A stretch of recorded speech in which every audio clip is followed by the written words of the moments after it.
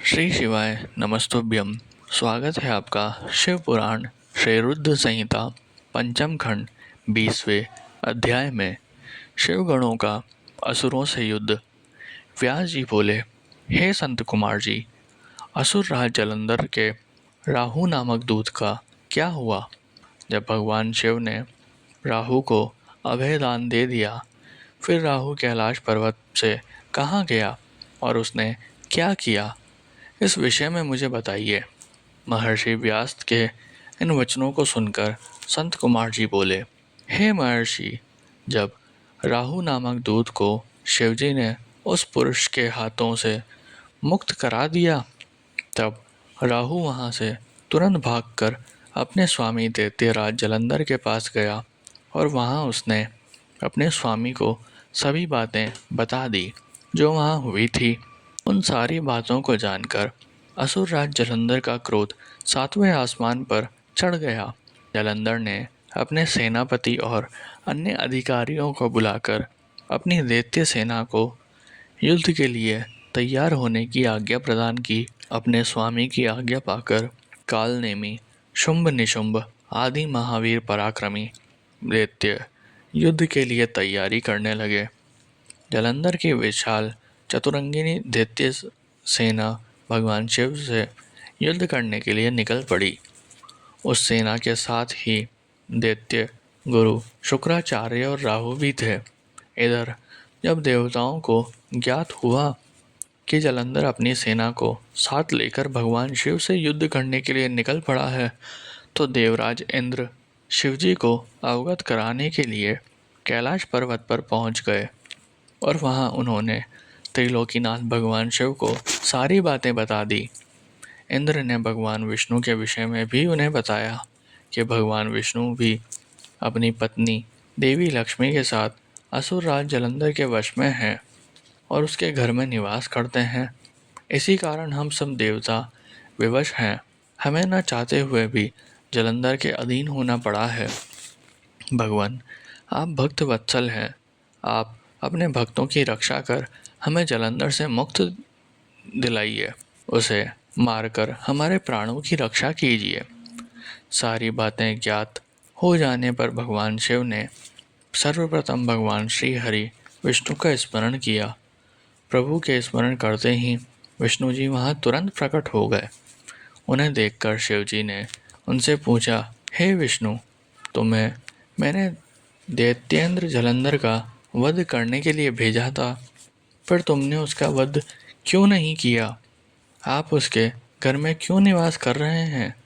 अपने आराध्य भगवान शिव के ये वचन सुनकर भगवान श्री हरि विष्णु ने अपने दोनों हाथ जोड़ लिए और विनम्रता पूर्वक बोले, हे करुणा निदान भगवान शिव, मैं जानता हूँ कि आपने मुझे दैत्यराज जलंधर का संहार करने की आज्ञा दी थी, परंतु मैं उसे नहीं मार सका, इसलिए आपसे क्षमा याचना करता हूँ। मेरी गलती क्षमा करें प्रभु। मैंने जलंधर का वध इसलिए नहीं किया क्योंकि जलंधर मेरी प्राण वल्लभा देवी लक्ष्मी का भ्राता है और उसमें आपका अंश भी विद्यमान है। इसलिए उस दैत्य की वीरता से प्रसन्न होकर मैं उसके घर में निवास करता हूँ। भगवान विष्णु के ये वचनों को सुनकर त्रिलोकीनाथ भगवान शिव हंसने लगे। फिर बोले, देवताओं, तुम सभी सोच और चिंताओं को त्याग कर दो। तुम्हारी रक्षा के लिए मैं अवश्य ही जलंधर का संहार करूँगा। ये सुनकर सभी देवता निश्चिंत हो गए।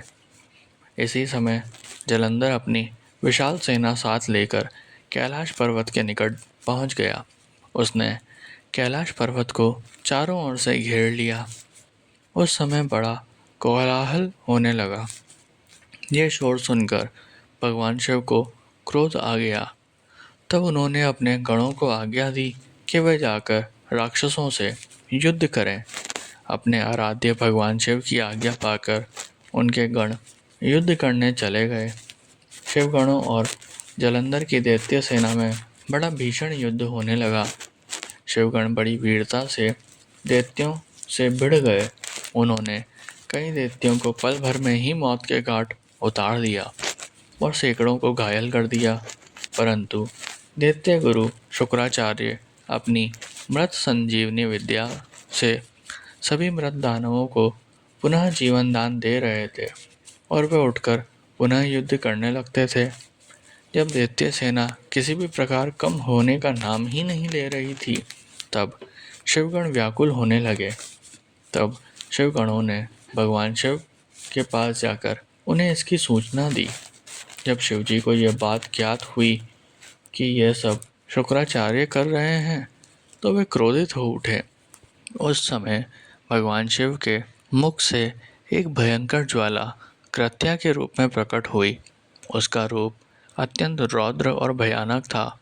वह वहां से सीधे युद्ध भूमि में गई और दैत्यों को पकड़ पकड़ कर खाने लगी। इसी प्रकार भ्रमण करते हुए कृत्या शुक्राचार्य के निकट पहुंची और उन्हें वहां से गायब कर दिया। जब अपने परम सहायक गुरु शुक्राचार्य उन्हें वहां न दिखाई दिए, तब हजारों वीर मारे गए या घायल हो गए। तब दैत्य सेना का मनोबल टूटने लगा। दैत्य सेना युद्ध भूमि छोड़कर भागने लगी। जलंधर के कालनेमी, शुंभ, निशुंभ आदि वीर दैत्य फिर भी पूरी ताकत से युद्ध करते रहे। इधर भगवान शिव की सेना का प्रतिनिधित्व करने वाले कार्तिकेय स्वामी और गणेश जी भी पूरे मन योग से दैत्य सेना को पछाड़ने के लिए युद्ध कर रहे थे।